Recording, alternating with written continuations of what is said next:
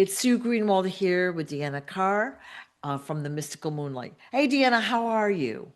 I'm good. How are you doing today? Doing good. Today's topic is a follow-up, a Q&A follow-up on the underwater cities and domes we had talked about a couple months ago. Mhm. And so we had talked that there are underwater cities and domes in our oceans that we don't know about with human populations. That's the ones we're Yeah. focusing on now. All right. So the big question is, how did those cities get there? Like, we think to build a city underwater is difficult, right? Like we'd have hmm to go down there and somehow get the water, suck the water out, put air in. How do we get in and out? There's going to be a process there. And then we have to have the pressure and everything has to be airtight and blah, blah, blah. How did they build those cities? How do you know they built them? Ooh, How do you know they weren't pre-existing? Some of the cities are not built by them. They might have built the bubble around them, but the city themselves, they might be using a pre-existing city that was dissolved. Well, I guess just taken over by water. okay. We've opened up I the mean, first can of worms. Yeah. have you ever seen these videos of people saying, "Oh, look at this town. It was underwater." And they literally will take their camera and they'll scuba dive. Now, they're not super deep down, but it's a whole city that is underwater. Yeah. And this is not the first time this has happened. So there are many layers to this world, and some of them are cities that are hidden underwater. Now, not all of them, but some of them use pre-existing cities. And then what they do is they have a technology that it creates a barrier around said area, and it can withstand the pressure, and it's crystal clear. But on the other side, it also has a form of technology in it that when a person sees it, they can actually see inside. You It's have camouflaged. to, Yeah. yeah, it's camouflage. Yeah. You Yeah. have to know it's there. Um, so once this barrier is up, all they have to do is pull the water out. Now, it sounds harder than it is. All you got to do is kind of like uncork the plug and push the water in one direction. So you kind of create this vortex to push the energy or the water out of said location. And Wow. Okay. it takes the, I mean, it's not going to do it in like a minute, but it does it within a day. Right. And of course, we've got extraterrestrial technology. I'm thinking like the human way, the hard way, Yeah. right? And, Yeah. like, especially if these are really old cities, they were done probably when the technology was more freely used, you know? hmm Okay. So not all of them were existing, but some of them were. Now, the ones that were brand new, they still use that kind of technology, but they just built it from scratch. Yeah. Okay. So they would put the foundation up, they would cover it up, and then they can start adding what they want inside. Now their technology is more advanced, so I mean, even nowadays, building a house, there's one that I just put up the other day. It took like 2 months, it seems. Yeah.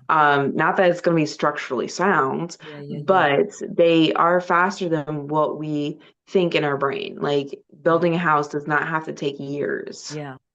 Yeah. Well, the materials, they prefab some of it. The equipment is Mhm. power equipment. And like instead of doing it hammer and nail the old fashioned way, everything Mhm.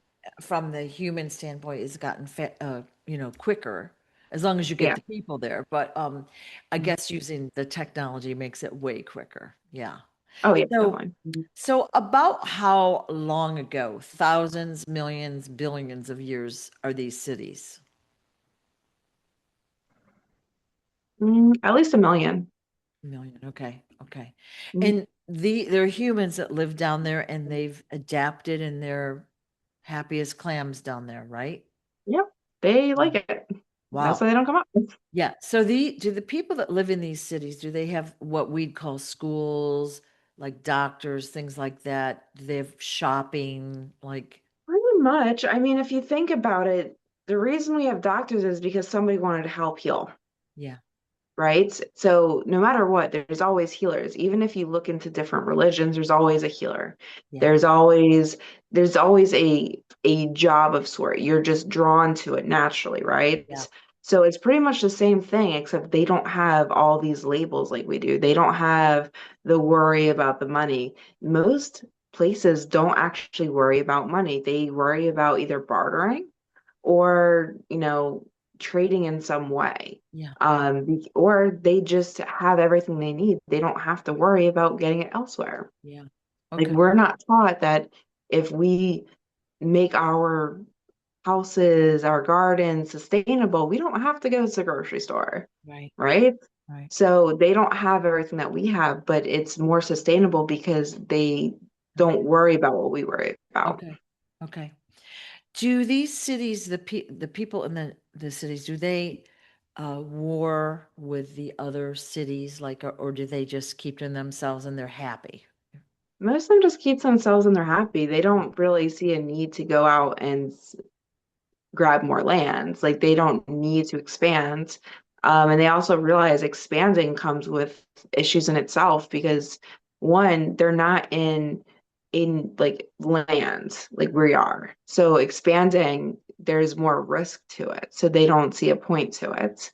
And they are content with what they have. They don't have that, I guess you want to call it greed, where they feel like they deserve more, they Yep. need more. Yep. They like what they've got.